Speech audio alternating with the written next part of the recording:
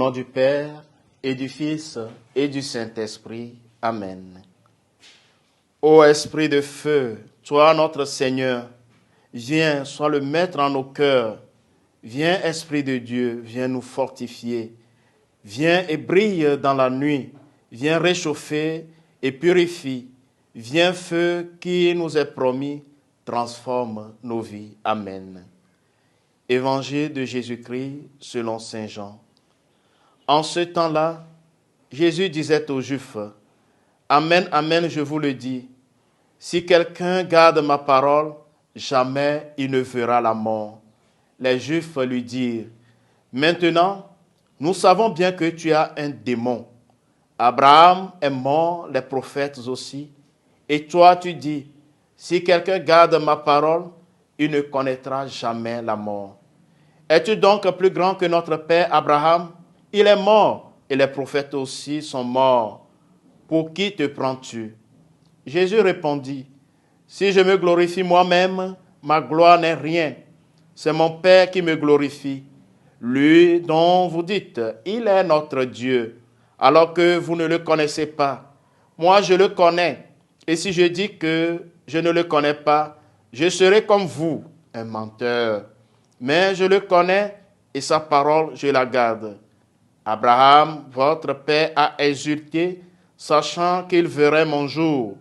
Il a vu et il s'est réjoui. » Les Juifs lui disent alors, « Toi qui n'as pas encore 50 ans, tu as vu Abraham? » Jésus leur répondit, « Amen, amen, je vous le dis, avant qu'Abraham fût, moi je suis. » Alors, ils ramassaient des pierres pour les lui jeter. Mais Jésus, en se cachant, sortit du temple. Acclamons la parole de Dieu. Chers frères et sœurs bien-aimés, en ce jeudi 30 mars 2023, jeudi de la 5e semaine de Carême année A, le dialogue entre Jésus et les Juifs a atteint un point si violent qu'il se termine par un lancer de pierre. Il y a un rejet complet du message du Seigneur de la part des Juifs. Pas seulement du message, mais aussi de la personne de Jésus. Il énerve, il agace. Son amour pour les pauvres est dérangeant. Son accueil de la misère humaine est provoquant. Maintenant, dans cette révélation, Jésus montre qu'il possède la vision de Dieu.